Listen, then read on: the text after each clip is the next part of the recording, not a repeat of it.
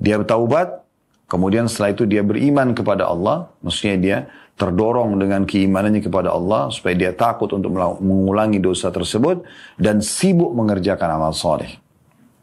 Tadinya nggak sholat, taubat, dia sholat. Tadinya nggak tutup aurat, dia taubat, tutup aurat. Tadinya dia mencari pendapatan haram, dia taubat, dia cari sekarang pendapatan halal misalnya. Nah seperti itu. Tadinya dia berzina, dia taubat, sekarang dia menikah. Misal contoh. Ya.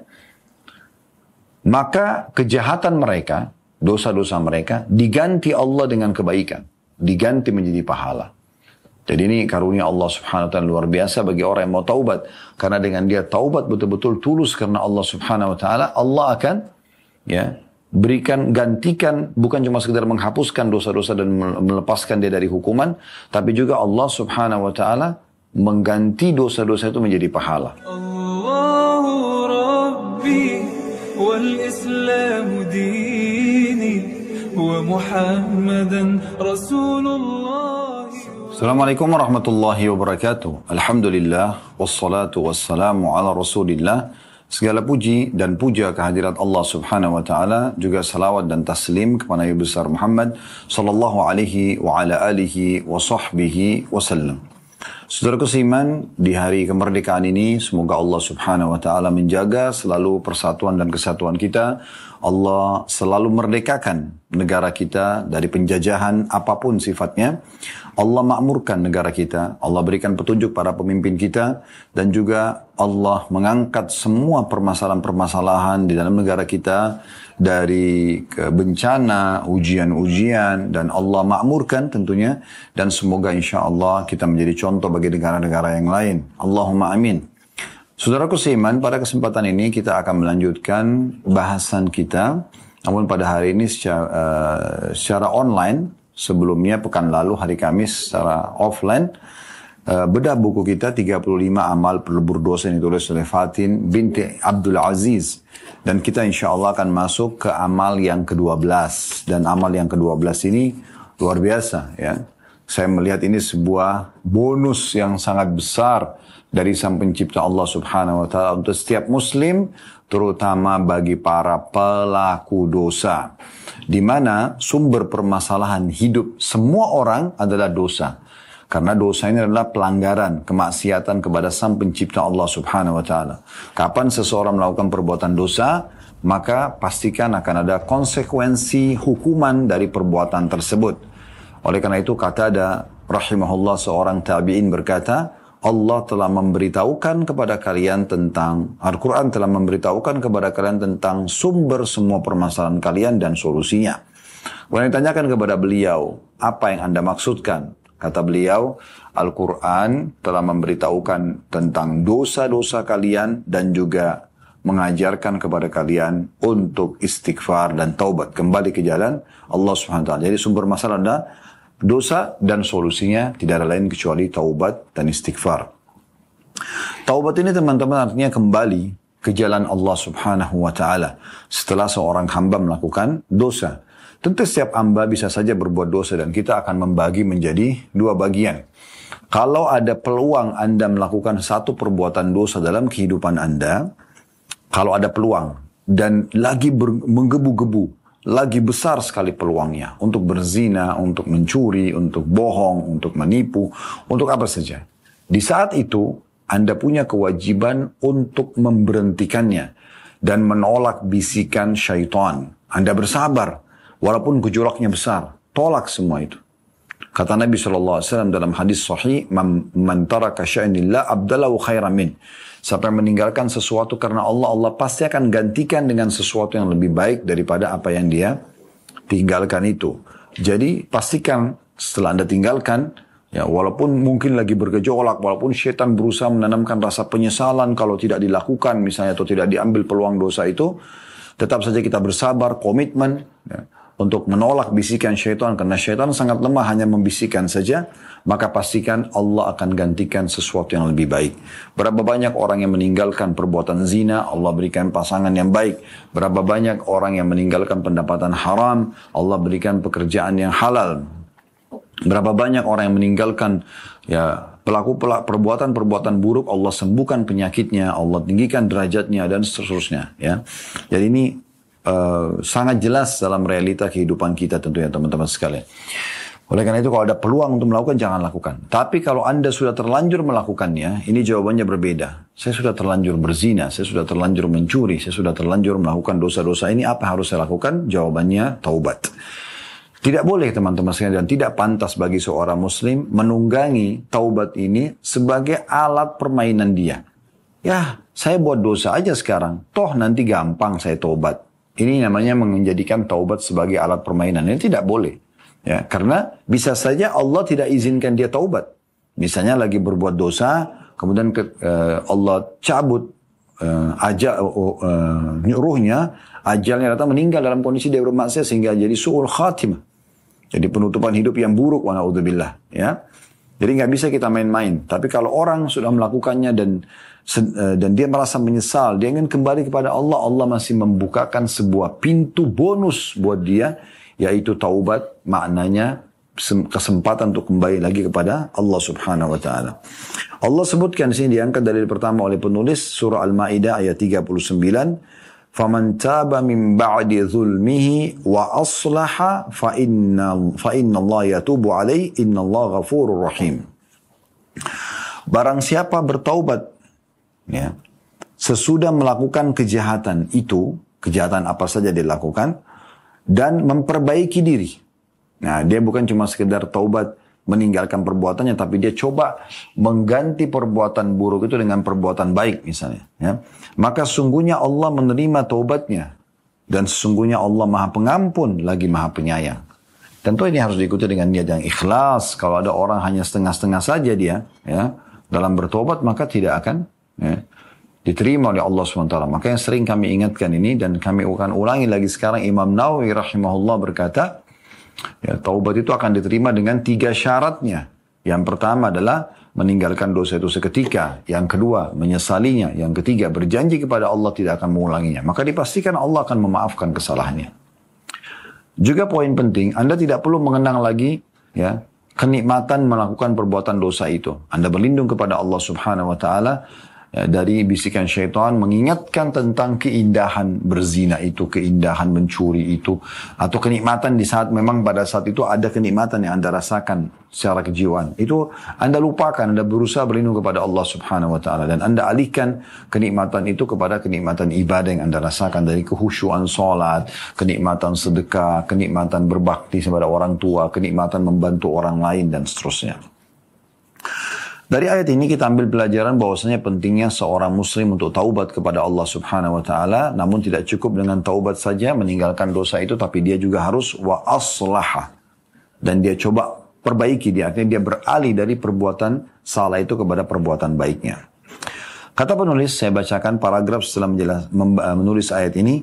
Barang siapa yang bertobat dari perbuatan maksiat dan memperbaiki amal perbuatannya dengan mengganti kemaksiatan menjadi ketaatan.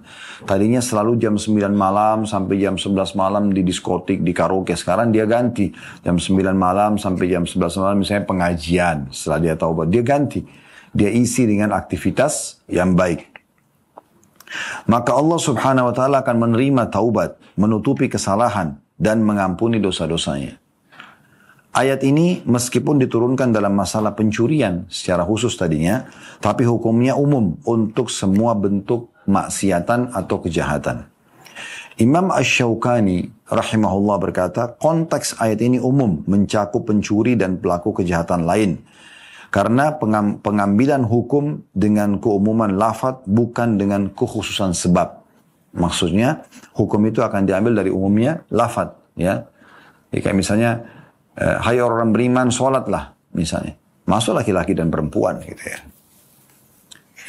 Kemudian dikatakan oleh beliau, diangkat lagi firman Allah Subhanahu wa taala di halaman setelahnya, ini halaman 36, tadi kita baca halaman 35. Diangkat firman Allah SWT surah Al-Isra ayat 25 tentang taubat ini. Yang bunyinya, Rabbukum a'lamu bima fi nufusikum in takunu salihina fa innahu kana lil awwabina ghafura. Tuhanmu lebih mengetahui apa yang ada dalam hatimu. Jika kamu orang-orang yang baik, maka sungguhnya dia maha pengampun bagi orang-orang yang bertaubat. Sa'id ibn Musayyib rahimahullah seorang ulama tabi'in berkata, Al-awwabin, adalah orang-orang yang bertaubat lalu ya berbuat dosa, lalu bertaubat, lalu berbuat dosa lagi. Maksudnya dalam ayat ini ya, dikatakan Rabbukum a'lam bima fi nufusikum, Tuhan kalian lebih mengetahui apa yang ada dalam hati kalian. In takunu salihin, kalau kalian benar-benar saleh, maksudnya kalian sempat berbuat dosa, kemudian kalian bertobat, tapi betul-betul taubat nasuha. Terjadi satu waktu lagi ternyata kalian terjebak lagi dalam dosa, tapi kalian taubat lagi. Taubatnya ini bukan direkayasa, bukan sudah diniatkan dari awal, enggak. Berjalan waktu, dia lalai lagi, tergoda syaitan, kemudian dia berbuat dosa lagi. فَإِنَّهُ كَانَ لِلْأَوَّابِينَ غَفُورًا. Dia kepada orang-orang awwab, maksudnya orang awwab ini, dia pernah buat dosa, kemudian dia taubat. Tanpa dia niatkan buat dosa lagi. Tapi berjalan waktu sekian lama, dia terjerumus lagi dalam dosa. Dia taubat lagi. Itu dinamakan dengan awwab, disilakan dengan awwab. Artinya di sini, luar biasa, ya, kemahaluasan rahmat Allah subhanahu wa ta'ala. Allah bukan hanya memberikan peluang kita taubat satu kali saja seumur hidup. Tapi Allah berikan kita peluang untuk taubat. Setiap kali kita berbuat dosa, diberikan kesempatan untuk bertaubat. Tapi ingat, teman-teman sekalian, poin penting. Jangan kita tunggangi ini seakan-akan, oh kalau begitu buat-buat dosa aja terus. Karena belum tentu Anda punya kesempatan taubat. Kalau Allah menginginkan kebaikan hambanya, dan Allah sudah sebutkan di awal potongan surah Isra ayat 25 ini, Rabbukum a'lamu bima fi nufusikum. Tuhan kalian lebih tahu isi hati kalian. Kalau memang betul-betul intakunu salihin, kalau kalian betul-betul orang saleh, namun masuk dalam kelalaian, kemudian kalian taubat, maka fa'innahu kana lil awabina ghafura. Maka dia akan bisa memaafkan orang-orang seperti ini. Tapi kalau dasarnya cuma dianggap main-main aja taubat itu, dianggap sebagai sebuah, mumpung ada taubat, dosa aja dulu sekarang, nanti gampang. Nah, itu tidak masuk dalam potongan ayat ini. Ya. Bisa saja Allah tidak berikan kesempatan dia untuk bertaubat.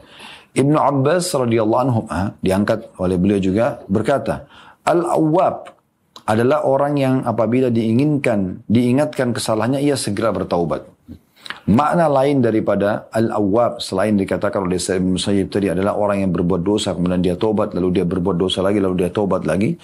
Makna lain Ibn Abbas mengatakan adalah orang yang buat salah lalu diingatkan, nggak boleh akhi, nggak boleh ukhti, zina itu haram, bohong itu haram, ini itu haram. Lalu dia segera berhenti. Oh iya, saya akan taubat kepada Allah. Karena dia menyadari itu adalah sebuah kesalahan dan ini adalah peringatan dari Allah, maka segera dia tinggalkan. Maka Allah bisa mengampuni orang seperti ini.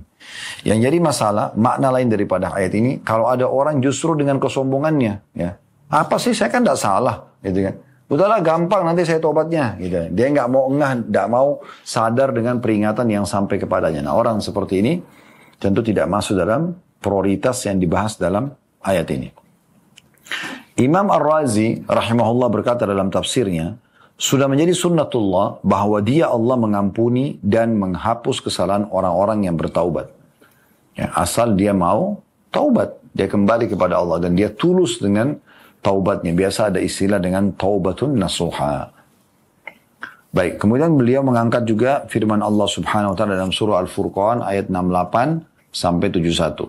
Bunyinya, وَالَّذِينَ لَا يَدْعُونَ مَعَ اللَّهِ إِلَهًا آخَرَ وَلَا يَقْتُلُونَ النَّفْسَ الَّتِي حَرَّمَ اللَّهُ إِلَّا بِالْحَقِّ وَلَا يَزْنُونَ وَمَنْ يَفْعَلْ ذَلِكَ يَلْقَى أَثَامًا يُضَاعَفْ لَهُ الْعَذَابُ يَوْمَ الْقِيَامَةِ وَيَخْلُدْ فِيهِ مُهَانًا إِلَّا مَنْ تَابَ وَآمَنَ وَعَمِلَ عَمَلًا صَالِحًا فَأُولَئِكَ يُبَدِّلُ اللَّهُ سَيِّئَاتِهِمْ حَسَنَاتٍ وَكَانَ اللَّهُ غَفُورًا رَحِيمًا وَمَنْ تَابَ وَعَمِلَ صَالِحًا فَإِنَّهُ يَتُوبُ إِلَى اللَّهِ مَتَابًا. Artinya, dan orang-orang yang tidak menyembah Tuhan yang lain beserta Allah, tidak berbuat syirik, dan tidak membunuh jiwa yang diharamkan oleh Allah, maksudnya membunuh, kecuali dengan alasan yang benar. Maksudnya alasan yang dibolehkan, kayak di kancah peperangan kita harus berperang, membunuh musuh misalnya, atau kita lagi diserang oleh perampok, kita membela diri. Kalau kita tidak membunuhnya, maka mungkin dia akan membunuh kita, misal contoh. Ya. Atau pemerintah yang menerapkan hukuman mati pada orang-orang misalnya memang melakukan kerusakan di muka bumi, misal contoh. Ya. Saya ulangi, dan orang-orang yang tidak menyembah Tuhan yang lain beserta Allah dan tidak membunuh jiwa yang diharamkan Allah untuk membunuhnya kecuali dengan alasan yang benar, juga tidak berzina. Barang siapa yang melakukan itu, niscaya dia mendapatkan pembalasan dosanya. Misalnya siapa yang syirik, siapa yang justru membunuh, siapa yang justru berzina, maka mereka akan mendapatkan hukuman atas dosanya. Yakni akan dilipat gandakan azab untuknya pada hari kiamat dan dia akan kekal dalam azab itu. Kalau terus dalam dosanya maka akan panjang sekali masa penyiksaannya di akhirat nanti. Dan dia dalam keadaan terhina. Kecuali, ya, ada pengecualian ini jadi saksi bahasan kita. Orang-orang yang taubat. Maksudnya mereka sempat berbuat di dunia, tapi sempat juga bertaubat sebelum meninggal. Beriman dan beramal soleh. Nah, 3 hal ini di garis bawahi. Dia bertaubat, kemudian setelah itu dia beriman kepada Allah. Maksudnya dia terdorong dengan keimanannya kepada Allah, supaya dia takut untuk mengulangi dosa tersebut, dan sibuk mengerjakan amal soleh. Tadinya nggak sholat, taubat, dia sholat. Tadinya nggak tutup aurat, dia taubat, tutup aurat. Tadinya dia mencari pendapatan haram, dia taubat, dia cari sekarang pendapatan halal misalnya. Nah seperti itu. Tadinya dia berzina, dia taubat, sekarang dia menikah. Misal contoh. Ya. Maka kejahatan mereka, dosa-dosa mereka, diganti Allah dengan kebaikan. Diganti menjadi pahala. Jadi ini karunia Allah subhanahu wa ta'ala luar biasa bagi orang yang mau taubat. Karena dengan dia taubat betul-betul tulus karena Allah subhanahu wa ta'ala, Allah akan ya berikan, gantikan, bukan cuma sekedar menghapuskan dosa-dosa dan melepaskan dia dari hukuman, tapi juga Allah subhanahu wa ta'ala mengganti dosa-dosa itu menjadi pahala. Ya. Dan Allah maha pengampun lagi maha penyayang. Dan orang-orang yang bertobat dan mengajarkan amal soleh, maka sungguhnya dia bertobat kepada Allah dengan taubat yang sebenar-benarnya. Taubat yang sebenar-benarnya. Ayat ini memberikan banyak sekali pelajaran kepada kita. Yang pertama, tentang haramnya perbuatan syirik kepada Allah. Haram hukumnya. Apa itu syirik? Menyekutukan Allah. Mempartnerkan makhluk dengan Allah. Yang contoh paling nyata adalah penduduk Mekah di masa fase hidup Nabi SAW. Mereka yakin Ka'bah adalah rumahnya Allah. Mereka muliakan Ka'bah. Mereka juga mengerjakan ibadah haji. Tapi mereka mendatangkan patung-patung sebagai sekutu Allah. Mereka anggap juga itu sebagai Tuhan-Tuhan mereka. Selain berdoa sama Allah, berdoa juga sama patung tersebut.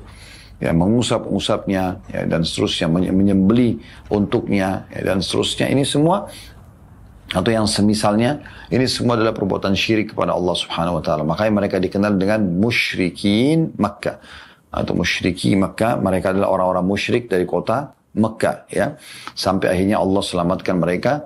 Setelah pembebasan kota Makkah, Makkah dibebasin dari patung-patung. Ada 360 patung yang mereka sembah.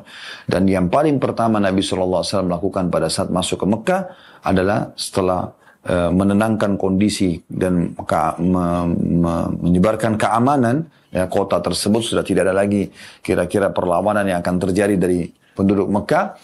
Beliau kumpulkan mereka semua depan Ka'bah dan Nabi SAW memperlihatkan kepada mereka tentang kesalahan keyakinan mereka selama ini. Mereka mengkultuskan patung-patung tersebut dan sampai pada tingkat mereka anggap sebagai Tuhan, padahal mereka yang bentuk, mereka yang pahat, mereka yang berikan nama, kalau rusak mereka yang perbaikin, kemudian mereka panggil sebagai Tuhan. Bahkan ada di antara mereka mengkultuskan luar biasa sampai menganggap tidak boleh memandang ke Tuhan patung yang bernama ini dan itu. Seperti patung mereka di Mekah bernama Hubal. Mereka punya keyakinan di masa itu kalau memandang Hubal matanya bisa buta. Ya. Itu patung yang sangat besar yang mereka buat. Ini karang-karangan semua, tidak ada hubungannya. Sama sekali tidak ada hubungannya.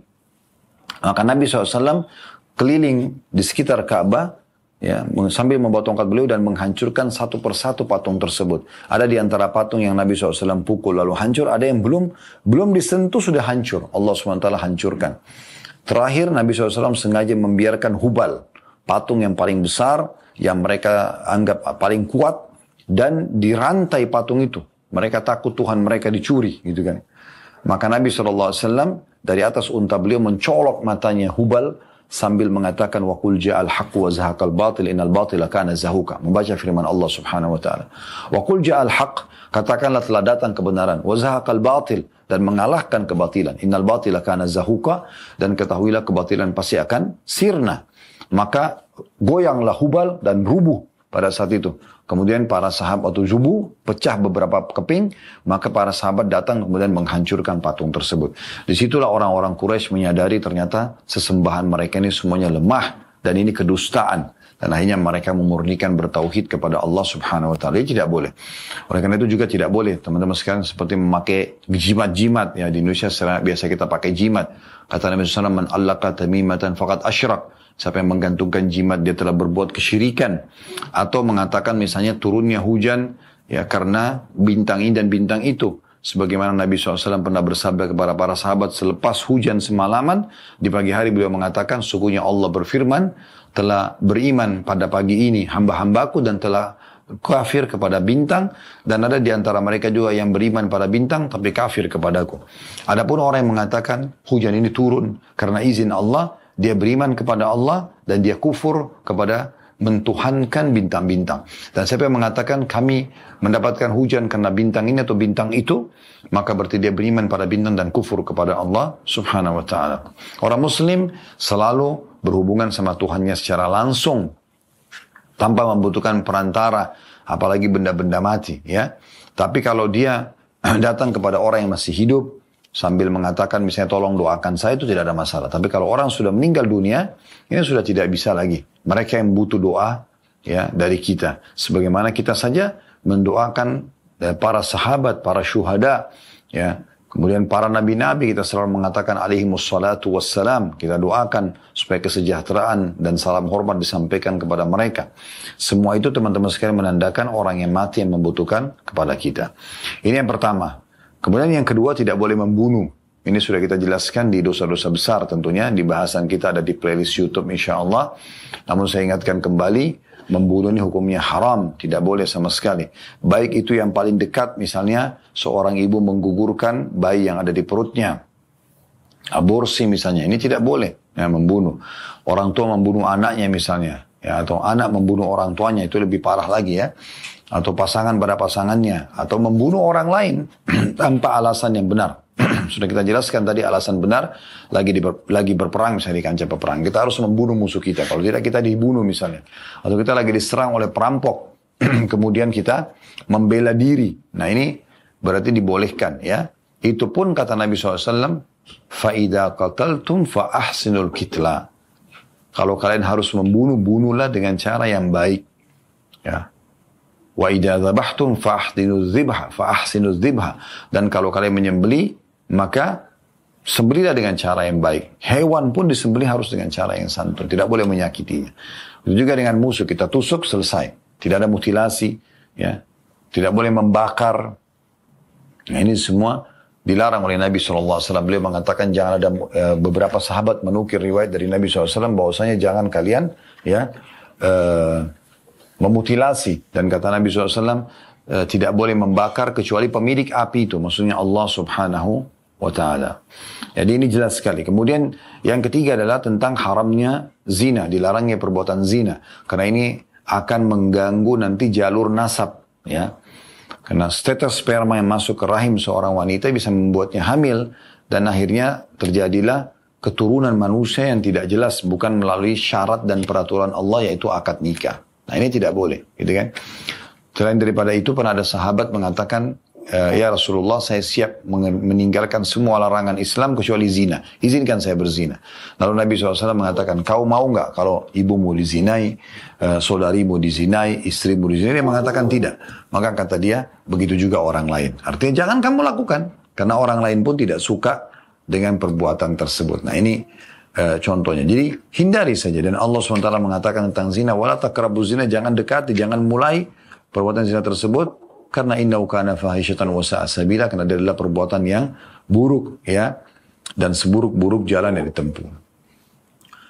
Kemudian pelajaran yang keempat, kalau ada orang melakukan salah satu dari tiga dosa ini, apalagi kalau menggabungkan semuanya ya, maka pastikan dia akan mendapatkan siksaan yang dilipat gandakan di hari kiamat nanti. Jadi akan ada hukumannya. Saya sudah bahasakan tadi, tidak ada dosa yang tidak ada konsekuensi hukum. Maka kalau Anda berani membuka pintu dosa, berarti Anda siap untuk menerima konsekuensi hukumnya. Na'udzubillah, semoga Allah selamatkan kita tentunya. Itu pelajaran keempat dari ayat Al-Quran. Pelajaran yang kelima yang bisa kita ambil dari ayat ini adalah keutamaan bagi orang-orang yang taubat dari perbuatan dosanya. Kalaupun dia berbuat dosa, kemudian dia bertaubat, maka itu berarti ya Allah akan terima. Ya. Misalnya dia tadi berbuat syirik, dia membunuh, dia berzina, maka dia kalau taubat kepada Allah, Allah terima. Perbuatan syirik itu dia tinggalkan semua syiriknya, ya, kemudian perbuatan membunuh dia taubat kepada Allah, lalu dia minta, ya, dia membayar dia misalnya atau denda kepada keluarga orang yang pernah dia bunuh, atau kalau dia tidak temukan, maka dia taubat kepada Allah SWT dan dia boleh bersedekah dari jumlah dia atau denda itu. Ya, mungkin di setiap wilayah itu akan ada kesepakatan, atau setiap keluarga ada kesepakatan berapa kira-kira yang akan dibayar gitu ya. Ditebus kepada keluarga si mayit, ya. Begitu juga dengan zina, kita taubat kepada Allah SWT. Jangan buka lagi pintu-pintunya, baik itu pandangan matanya misalnya, semoga Allah maafkan yang lalu-lalu misalnya, kemudian yang didengar oleh kuping, diucapkan oleh lisan, dicium oleh bibir, dijamah oleh tangan, melangkai oleh kaki, disentuh oleh kemaluan, semua ini di-stopkan, diberhentikan. Nah, kalau orang taubat begitu, dan dia ikuti dengan keimanan, dan dia sibuk setelahnya dengan amal saleh, dia sholat, dia tutup aurat, dia pokoknya benahi diri terus, maka mereka akan diterima taubatnya oleh Allah. Bukan cuma itu, kalau dia tulus kepada Allah, Allah akan ganti menjadi dosa-dosa mereka menjadi pahala. Oleh karena itu teman-teman, kita boleh memohon kepada Allah SWT agar dosa-dosa kita diganti oleh Allah menjadi pahala. Bukan cuma dimaafkan, tapi diganti menjadi pahala. Selanjutnya pelajaran yang keenam yang bisa kita ambil dari ayat ini adalah perintah Allah Subhanahu wa taala agar setiap orang yang mau taubat, dia hanya taubat kepada Allah saja. Dia kembali kepada Allah, maksudnya mengikuti ya peraturan-peraturan Allah Subhanahu wa taala. Kita dengarkan bagaimana penulis mengangkat tafsir daripada Al-Furqan ayat 68 sampai 71 ini. Beliau mengatakan dan disebutkan dalam tafsir At-Tabari bahwa ayat ini turun karena ada beberapa orang musyrik ingin masuk Islam tapi dulunya pernah melakukan dosa-dosa yang tersebut dalam ayat di atas. Pernah syirik, pernah membunuh, pernah berzina. Mereka takut kalau perbuatan masa lalunya menyebabkan Islamnya tidak bermanfaat. Lalu mereka bertanya kepada Rasulullah SAW tentang hal tersebut. Maka Allah Subhanahu wa ta'ala menurunkan ayat ini untuk memberitahukan kepada mereka bahwa Allah Subhanahu wa ta'ala menerima taubat orang-orang yang bertaubat kepadanya. Ya.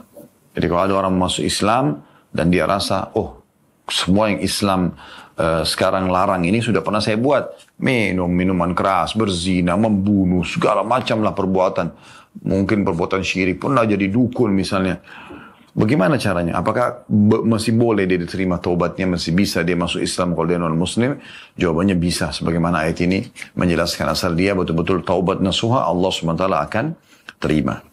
Dari Ibnu Abbas radhiyallahu anhu diriwayatkan bahwa sesungguhnya beberapa orang musyrik sering membunuh dan berzina. Lalu mereka datang dan bertanya kepada Rasulullah SAW, sungguhnya yang engkau katakan dan serukan adalah sesuatu yang baik. Yang anda panggil kami ini untuk masuk Islam, benar ini. Bagus benar ajarannya. Tapi adakah yang bisa menghapus apa yang telah kami perbuat di masa lalu? Maka turunlah firman Allah Subhanahu wa ta'ala, وَالَّذِينَ لَا يَدْعُونَ مَعَ اللَّهِ إِلَهًا آخَرَ وَلَا يَقْتُلُونَ النَّفْسَ الَّتِي حَرَّمَ اللَّهُ إِلَّا بِالْحَقِّ وَلَا يَزْنُونَ وَمَن يَفْعَلْ ذَلِكَ يَلْقَ أَثَامًا. Dan orang-orang yang tidak menyembah Tuhan yang lain beserta Allah dan tidak membunuh jiwa yang diharamkan Allah membunuhnya kecuali dengan alasan yang benar dan tidak berzina, barang siapa yang melakukan dengan perbuatan demikian, maka niscaya dia akan mendapatkan pembalasan dosanya sampai ya ayat akhir tadi dari 68 sampai 71 bahwasanya kalau orang taubat, beriman dan beramal saleh maka pastikan dia akan diterima taubatnya, bahkan Allah ganti dosa-dosanya menjadi pahala. Juga turun firman Allah Subhanahu wa taala dalam surah Az-Zumar ayat 53. Pada waktu itu juga bersamaan ya. Karena orang-orang ini mau masuk Islam tapi mereka takut dengan dosa-dosa masa lalu mereka. Bagaimana nih ya? Maka dikatakan kul ya ibadilladzina asrafu ala anfusihim la taqnatu min rahmatillah. Katakan, hai Muhammad, hai hamba-hambaku yang melampaui batas terhadap diri mereka sendiri. Janganlah kamu berputus asa dari rahmat Allah. Jangan putus asa dari rahmat Allah. Maksudnya, tidak perlu mereka merasa khawatir, ya, takut karena perbuatan dosa mereka masa lalu. Asal mereka mau kembali kepada Allah Subhanahu wa ta'ala. Baik teman-teman sekalian, kita lanjutkan lagi dengan penutupan dari bahasan kita di bab ini, yaitu penjelasan dan penyampaian penulis berhubungan dengan surah Tahrim ayat 8. Allah subhanahu wa ta'ala berfirman, Ya ayuhalladzina amanu tubu ilallahi taubatan nasuha, asa rabbukum an yukaffira ankum sayyiatikum wa yudkhilakum jannatin tajri min tahtihal anharu yawma la yukhzillahu an-nabiyya walladzina amanu ma'ah. Saya ulangi, Ya ayuhalladzina amanu tubu ilallahi taubatan nasuhan asa rabbukum an yukaffira ankum sayyiatikum wa yudkhilakum jannatin tajri min tahtihal anharu yawma la yukhzillahu an-nabiyya walladzina amanu ma'ah nuruhum yas'a baina aydihim wa biaymanihim yaquluna rabbana atmim lana nurana waghfir lana innaka ala kulli syai'in qadir. Terjemahannya, hai orang-orang beriman, bertaubatlah kepada Allah dengan taubat yang semurni-murninya. Kembalilah kepada Allah benar-benar dengan tulus, ingin kembali kepada kebenaran, ingin meninggalkan semua pelanggaran-pelanggaran yang ada, dan mengubah keadaan dari buruk menjadi baik. Mudah-mudahan Tuhan kamu akan menghapus kesalahan-kesalahanmu dan memasukkanmu ke dalam surga yang mengalir di bawahnya sungai-sungai. Pada hari ketika Allah tidak menghinakan Nabi dan orang-orang yang beriman bersama dengan dia. Sedang cahaya mereka memancar di hadapan dan di sebelah kanan sambil mereka mengatakan, Ya Tuhan kami, sempurnakanlah bagi kami cahaya kami dan ampunilah kami. Sesungguhnya Engkau Maha Kuasa atas segala sesuatunya. Ayat ini teman-teman sekalian diangkat oleh penulis sebagai penutup ya. Nanti akan kita ambil pelajaran daripada ayat ini. Allah subhanahu wa ta'ala menganjurkan hambanya agar bertaubat secara murni. Karena bisa menjadi sebab Allah menghapus kesalahan-kesalahan serta memasukkannya ke dalam surga. Umar bin Khattab radhiyallahu anhu pada saat ditanya tentang taubat nasuha. Saya ulangi, Umar bin Khattab radhiyallahu anhu pada saat ditanya tentang taubat nasuha, beliau menjawab, taubat nasuha adalah kalau seseorang bertaubat dari kesalahan-kesalahannya dan tidak akan mengulanginya lagi selama-lamanya. Baik, kita coba teman-teman sekalian sebagai penutup mengorek hikmah dan faedah daripada pelajaran yang bisa diambil daripada ayat ini. Yang pertama, adanya perintah dari Allah subhanahu wa ta'ala kepada semua hamba-hambanya agar bertaubat. Apakah itu pelaku dosa atau orang yang juga merasa dirinya tidak melakukan dosa. Semuanya dianjurkan. Tubu ilallahi taubatan nasuha. Makanya Nabi Muhammad alaihi salatu wassalam, manusia terbaik, mengatakan, hai sekalian manusia, beristighfar dan bertobatlah kepada Allah. Karena aku sendiri, ya seakan-akan beliau ingin mengatakan, aku sendiri sebenarnya dijaga oleh Allah ya dari dosa-dosa, tetap beristighfar dan bertobat kepada Allah sehari 70, riwayat lain sampai 100 kali. Jadi panggilan ini, seruan ini untuk orang yang melakukan dosa dan orang yang tidak merasa melakukan dosa. Tetap saja istighfar dan bertobat setiap hari. Nabi SAW istighfar dan taubat sehari bisa sampai 100 kali.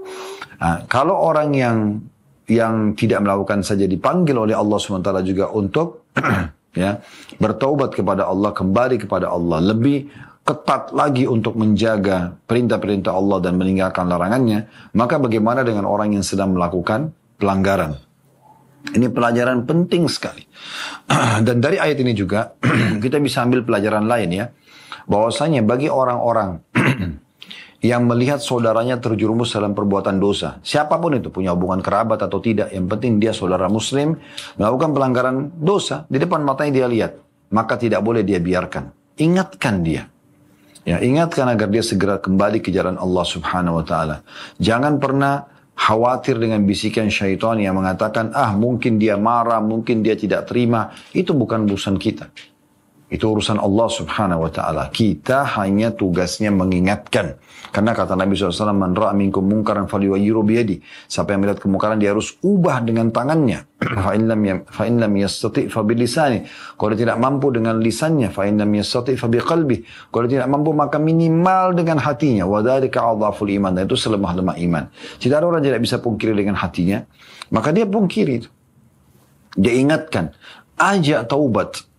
Jangan teman-teman sekalian kita biarkan saudara kita muslim, pasangan hidup kita, anak kita atau siapapun diambil, diraih tangannya oleh syaitan lalu dibawa ke neraka.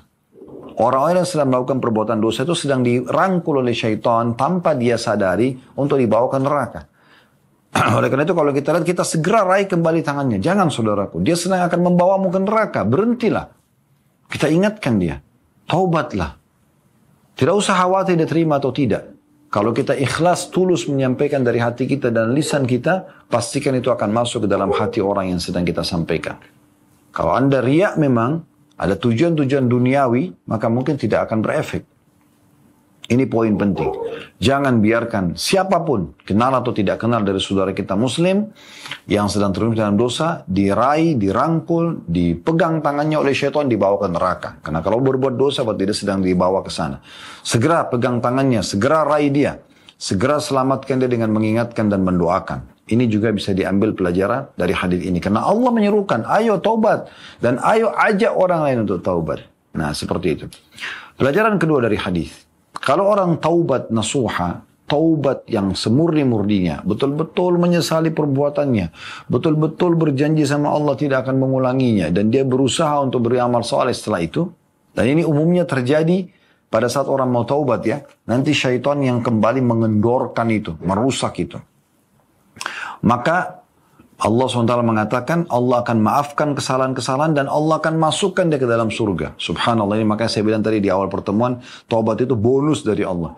Sudah kita berbuat dosa, Allah masih bisa maafkan dosa itu dan Allah masih masukkan ke dalam surga. Asal taubat. Lalu apa yang menghalangi Anda untuk selalu taubat kepada Allah SWT? Kembali kepada Allah SWT. Ya, dan semoga saja dengan kita taubat, apapun yang menjadi penghalang harapan kita dari sembuhnya penyakit, dari terbukanya rezeki, dari datangnya jodoh, dari datangnya keturunan misalnya, semua itu akan kita dapatkan karena taubat ini akan menghapus semua yang sebelumnya. Kata Nabi SAW, at-taubat tajubu ma qabla, taubat akan membersihkan dosa-dosa yang lalu. Dalam riwayat lain, at-taibu kaman la dzambalah. Orang yang bertobat seperti tidak ada dosanya lagi. Nah ini, orang tidak ada dosa berarti dia akan seperti orang yang baru dilahirkan lagi oleh ibunya. Dia tidak akan kena hukuman dan dia akan memulai semua dengan baru. Kemudian pelajaran yang ketiga dari hadis, dari ayat yang bisa kita ambil adalah bagaimana Allah Subhanahu Wa Taala menceritakan nanti kelak Nabi Muhammad SAW dan para nabi-nabi tentunya dan para pengikutnya yang beriman kepadanya dan juga ya selalu kembali kepada Allah Subhanahu Wa Taala, komitmen dengan iman dan amal soleh mereka sampai ajal datang, dan semoga Allah jadikan kita termasuk ini insyaallah, Allahumma amin. Maka Allah akan datangkan mereka hari kiamat bersama nabi-nabi masing-masing. Semua nabi di depan nanti akan diikuti oleh pengikutnya di belakangnya, maka akan mengeluarkan cahaya yang terang dari hadapan dan dari sisi kanan mereka. Lalu mereka akan mengucapkan doa ini, dan semoga insyaallah saya berdoa kepada Allah SWT di hari yang mulia ini, Allah menjadikan kita termasuk yang mengucapkan ini pada hari kiamat. Ya Allah, atmim lana nurana waghfir lana. Ya Allah, sempurnakanlah cahaya-cahaya kami ini dan maafkanlah kesalahan-kesalahan kami ini. Maka innaka ala kulli syai'in qadir, sungguhnya engkau maha mampu mengerjakan atau melakukan apa yang kau inginkan. Maka nanti ini akan diucapkan oleh orang-orang yang beriman kepada Allah SWT dan mengikuti jejak Rasul alaihi salatu wassalam. InsyaAllah pada hari kiamat dan semua kita termasuk di situ. Kedepannya insyaAllah kita akan masuk ke amal yang ke-13. Ini sebenarnya satu rangkaian ya, tapi beliau pisahkan. Tadi kita bahas taubat, kedepannya kita akan bahas istighfar ya, atau permohonan maaf kepada Allah Subhanahu Wa Taala dengan tentunya dalil-dalil yang ada juga. Semoga Allah mudahkan dan menerima taubat-taubat nasuha kita, dan Allah isi sisa umur kita ini semua dengan ketaatan, beriman kepadanya, sibuk dengan amal saleh. Allahumma amin. Dan semoga Allah Subhanahu Wa Taala memudahkan kita semua juga bersatu di surga Firdausnya tanpa hisab di hari kiamat nanti. Allahumma amin. Saya terus mengajak teman-teman untuk mendukung channel dakwah ini dan mendukung semua channel dakwah yang menyampaikan Al-Quran dan Sunnah agar bisa menyebarkan agama Allah Subhanahu Wa Taala dalam hal menjalankan firman Allah SWT dalam surah Al-Ma'idah surah nomor 5 ayat 2, wa ta'awanu 'alal birri wat taqwa, saling mendukung dalam kebaikan dan ketakwaan, wa la ta'awanu 'alal itsmi wal 'udwan, dan jangan saling mendukung dalam kemaksiatan dan pelanggaran-pelanggaran tentunya. Dan juga teman-teman sekalian, kami mengajak Anda selalu bergabung bersama kami di Yayasan Sedekah Kreatif untuk aktivitas kegiatan sosial yang mungkin Anda bisa atau memudahkan agar harta Anda disampaikan ya di timbangan amal nanti pada hari kiamat, serta cukup banyak juga program-program kami yang lain yang bisa Anda partisipasi bersama kami. Mungkin saja kalau ada benar dari Allah, kalau ada salah dari saya mohon dimaafkan. Subhanakallahumma bihamdika asyhadu an la ilaha illa anta astaghfiruka wa atubu ilaik. Wassalamualaikum warahmatullahi wabarakatuh.